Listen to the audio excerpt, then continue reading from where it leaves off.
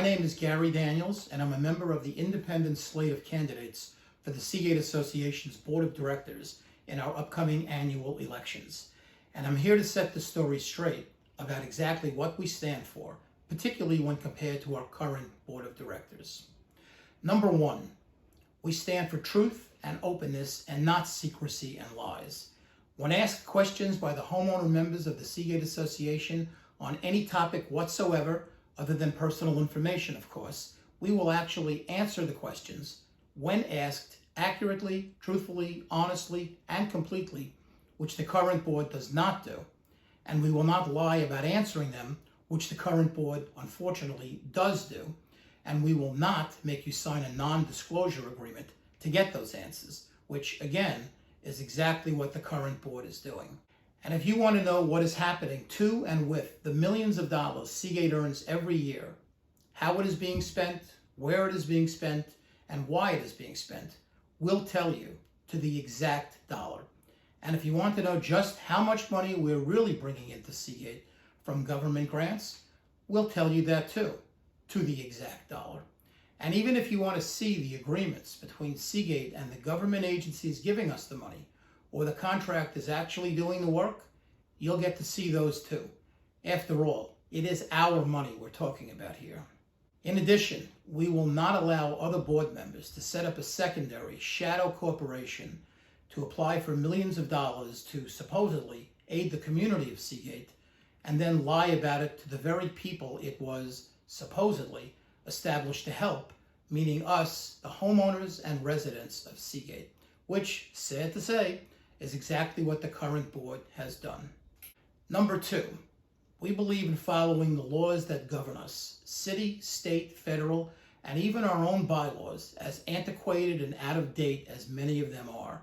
And we will not tolerate the rest of the board breaking those laws, which is exactly what our current board has been doing for years, by not following numerous New York state laws and or lying on our tax returns about it, and of course, lying to the federal government, specifically the IRS and New York State's government about our tax returns by providing false information on those very returns, which could cost millions of dollars in fines and penalties for each and every homeowner in Seagate should the government decide to fine us for that.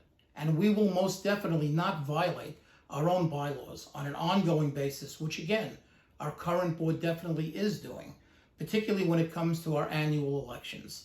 And just as an example, of which many, many more exist, they have already, in only a little more than 1 month, tried to invalidate and disqualify the legitimate and already accepted and approved candidacies of the independent slate of candidates for the board, not once, but twice, with additional actions being taken against us even as we speak right now. And that's only one example of just how badly and improperly they are treating us and all of you by extension, just because we have dared to challenge their rule. But we're still here, and we're still fighting for the rights of all of us, and not just those few power players on the board. We also stand for proper management and accountability, beginning with the hiring of a professional community manager with a background and expertise in homeowner association management, and not merely a glorified office manager, as pleasant a person at times as our current community manager may be. Professionalism is what we need here, not nepotism. The current board spends our money like it is going out of style, with absolutely no checks or balances, no accountability or answers to those who actually have to pay the bills for all of this wild spending, we the homeowners.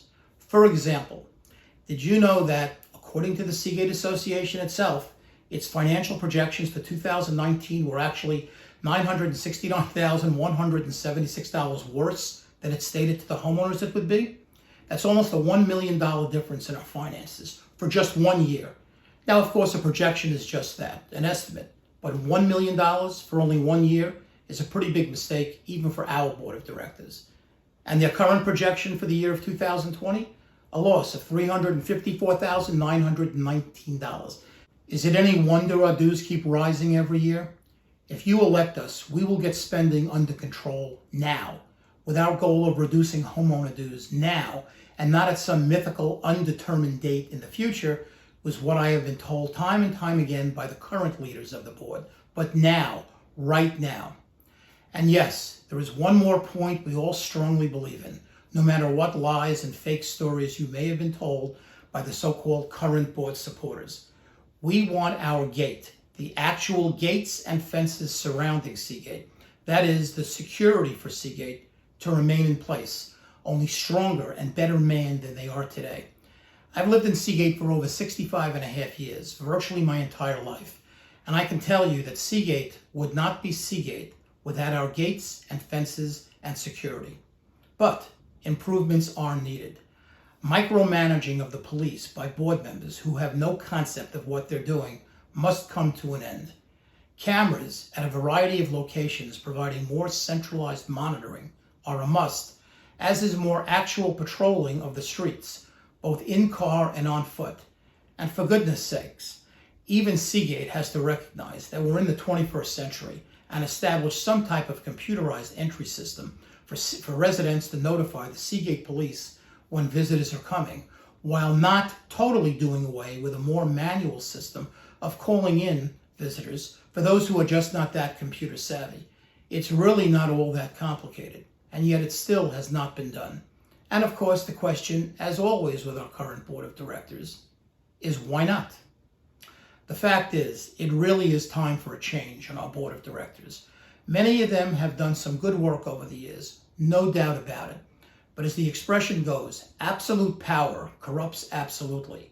And this board, under its current leadership, is just absolutely too powerful, and it has become absolutely too unaccountable for our own good, because it is our community and our money that they are controlling, not theirs.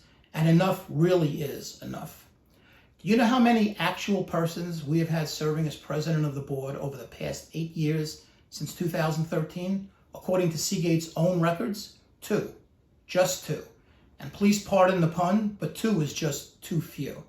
Is there really no one else in our entire community capable of being president other than these same 2 people? Or are they just refusing to let go of their power? Personally, I think we all know the answer to that question, and that is exactly the problem with Seagate today.